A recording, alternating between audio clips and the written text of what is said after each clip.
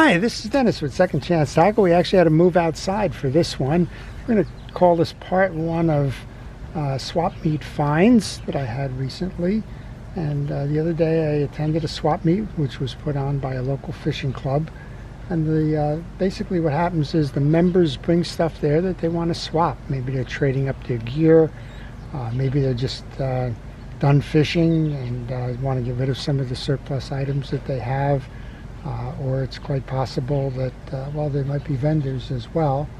And we had a mix of those, but I would say it was predominantly a mix tending towards the members bringing personal items that they were looking to sell, recapture some of the money, probably to invest in something else.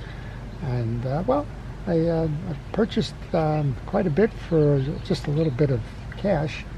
And, we just wanted to share with you what those are. So we're outside because some of these items are very tall and they don't fit on my bench.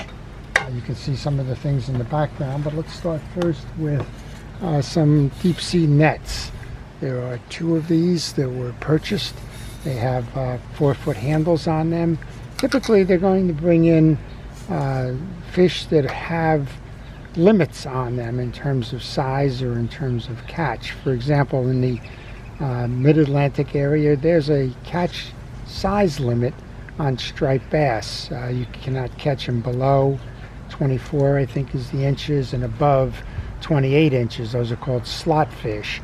The larger ones and the smaller ones need to be returned. Well, in order to minimize the trauma on the fish, you're going to use a large net with a wide mouth to it to bring those fish in, kind of minimize the time out of water if it's undersized or oversized, and get them right back in. So I purchased two of those, even though I don't have a boat, so everybody kind of laughs at that. And this is just the same idea, just a little bit bigger net, so it all depends on what it is that you're fishing for. But both of those certainly don't fit next to a creel or do anything with that. Well, the next one is an interesting find. It's actually part of the club itself. The club sponsors a lot of teach kids to fish, fishing derby kind of activities, educational classes and the like. And they've upgraded the rods and reels that they supply during those fishing days. And I worked with the club to buy out their old stock. Their old stock basically is 20 rods and reels. The reels, predominantly the setups themselves, are Shakespeare. So we'll go through a couple of those, and we'll talk a little bit about each. Before I get too far down, I want to encourage everybody to subscribe if you like the idea of watching these videos. This one is a little bit unusual in that we're not doing fishing rod and reel repairs today. We're talking more about swap meet finds, but the primary goal of the channel is to teach you how to service and restore reels and give them a second chance. That's kind of what I'm trying to do here with the rods that have served their time in the kids programs. These rods and reels are going to make great secondary reels or starter reels for somebody at an inexpensive price because, well, they've been paid for basically through those fishing derbies and sponsorships and the like. So let's just take a look at a couple of those. The older one here is a Shakespeare Prius. I'm going to apologize if there's wind noise in the back, but we're outside. The Shakespeare Prius is a 2-ball bearing reel. It's a nice, smooth operating reel. This is a 50 or a 60 size reel.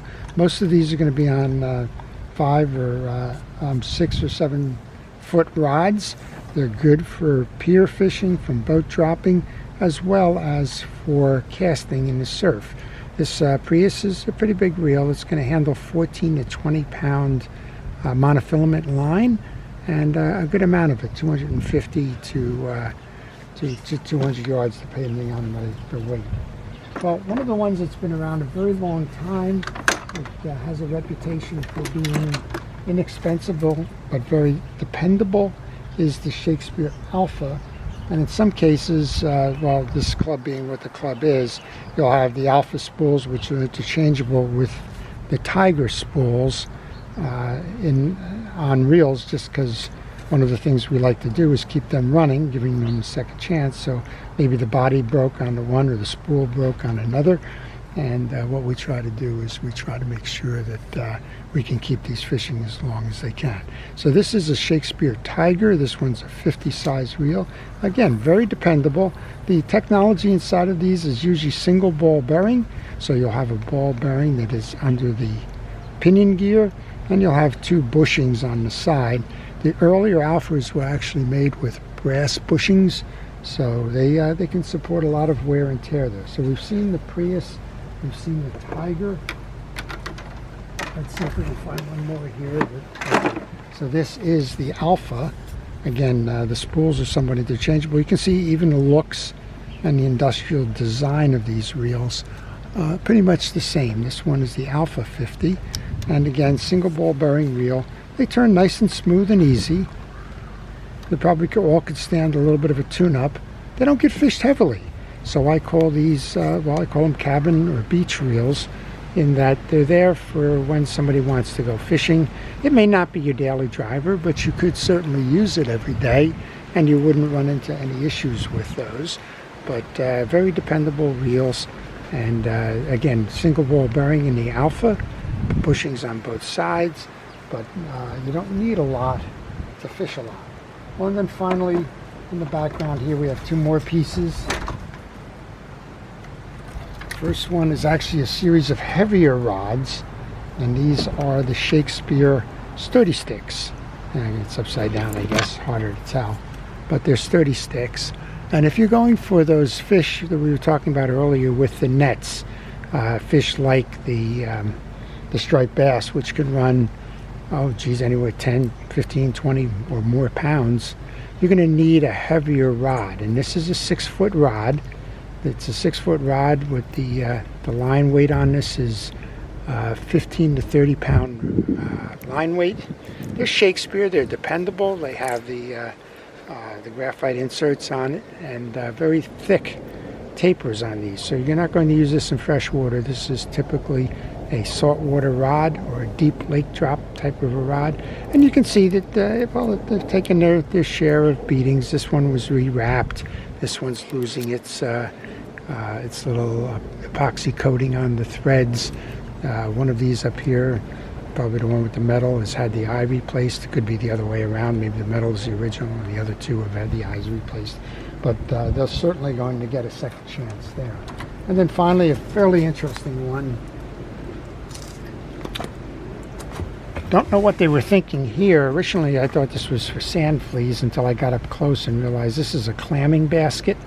And well, we are on the Bay Shore here in the New York Harbor area, and at low tide you can actually go out and do some clamming. You have the deep rake, and then of course you have the basket. So as you're pulling through, you're raking deep, and the clams are actually coming into the basket here. Lots of hard work. This is not an easy tool to use, but it's a fun tool. I may just hang this one in my shop, just kind of as a reminder of well, some of the things that we can entertain ourselves with when we want to go out on the water. Well, I hope you've enjoyed that. That's one of episode 1. There's going to be several. I purchased an awful lot during this swap meet. Didn't pay an awful lot, but I think we're going to give a lot of these rods, reels, nets, and the like a second chance. And maybe we even have a piece or two that just, well, they're going to be maintained kind of as a curiosity and maybe a discussion piece. So I hope you've enjoyed that. To our first responders and essential personnel, thank you for all it is that you do to keep us safe. I appreciate your efforts. To everyone, explore these swap meets, flea markets, garage sales, yard sales. You never know what you're going to find. Most of the time, the stuff that you purchase is going to be at a fraction of the price that's new. And not only is it fun entertainment and the seeking of a hunt, but it's also a good way to keep fishing tackle out there active. And well, in the case of the rods and reels in the bucket there, teaching children how to fish. This is Dennis with Second Chance Tackle. Have a great day.